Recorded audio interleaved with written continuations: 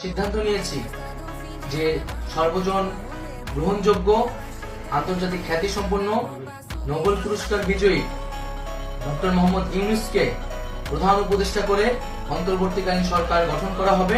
এত ত্যাগ স্বীকার করা শিক্ষার্থীদের প্রস্তাব ফেরাতে পারে না ডক্টর ইউনূস।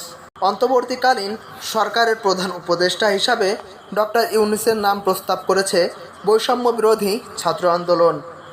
সেই প্রস্তাবে সায় দিয়েছেন শান্তিতে নোবেল বিজয়ী ডক্টর ইউনূস। এ বিষয়ে বিসিবিকে ডক্টর মোহাম্মদ ইউনূস বলেছেন যে শিক্ষার্থীরা এত ত্যাগ স্বীকার করেছেন, তারা যখন এই কঠিন সময়ে আমাকে এগিয়ে আসার অনুরোধ করেন, তাহলে আমি কিভাবে তা প্রত্যাখ্যান করি। বৈষম্য বিরোধী ছাত্র আন্দোলনের কোটা সংস্কার আন্দোলনের ধারাবাহিকতায় ছাত্র জনতার বিক্ষোভের মুখে গতকাল সোমবার প্রধানমন্ত্রীর পদ থেকে ইস্তফা দিয়ে দেশ ছেড়েছেন শেখ হাসিনা। এরপর দেশ পরিচালনার জন্য অন্তর্বর্তীকালীন সরকার গঠনের প্রক্রিয়া শুরু হয়েছে। বিষয়টি নিয়ে গতকাল বঙ্গভবনে 3 বাহিনীর প্রধানদের উপস্থিতিতে বিভিন্ন রাজনৈতিক দলের নেতা ও নাগরিক সমাজের প্রতিনিধিদের সঙ্গে বৈঠক করেছেন রাষ্ট্রপতি মোহাম্মদ শাহাবুদ্দিন। পরে বঙ্গভবন থেকে পাঠানো সংবাদ বিজ্ঞপ্তিতে বলা হয়েছে, জাতীয় সংসদ ভেঙে দিয়ে অনতিবিলম্বে অন্তর্বর্তীকালীন সরকার গঠন করা হবে।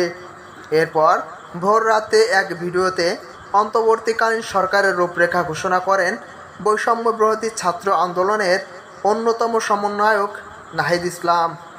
সেখানে নাহিদ বলেন, তারা সিদ্ধান্ত নিয়েছেন সর্বজন গ্রহণযোগ্য আন্তর্জাতিক খ্যাতিসম্পন্ন নোবেল বিজয়ী ডক্টর মোহাম্মদ ইউনূসকে প্রধান উপদেষ্টা করে অন্তর্বর্তীকালীন সরকার গঠন করা হবে। ডক্টর মোহাম্মদ ইউনূসের সঙ্গে তাদের কথা হয়েছে। তিনি ছাত্র জনতার আহ্বানে বাংলাদেশকে রক্ষা করতে এই গুরুদায়িত্ব নিতে সম্মত হয়েছেন। নাহিদ ইসলাম আরও বলেন, তারা সকালের মধ্যে এই সরকার গঠনের প্রক্রিয়া দেখতে চান। রাষ্ট্রপতির কাছে আহ্বান থাকবে দ্রুত সময়ের মধ্যে ডক্টর মোহাম্মদ ইউনূসকে প্রধান উপদেষ্টা করে অন্তর্বর্তীকালীন সরকার গঠন করা হোক। বিবিসির প্রতিবেদনে বলা হয়েছে, ডক্টর মোহাম্মদ ইউনূস বর্তমানে ফ্রান্সের প্যারিসে আছেন। তিনি শিগগিরই ঢাকা ফিরবেন বলে ইউনূস সেন্টারের নির্বাহী পরিচালক লামিয়া মোরশেদ বিবিসিকে জানিয়েছেন।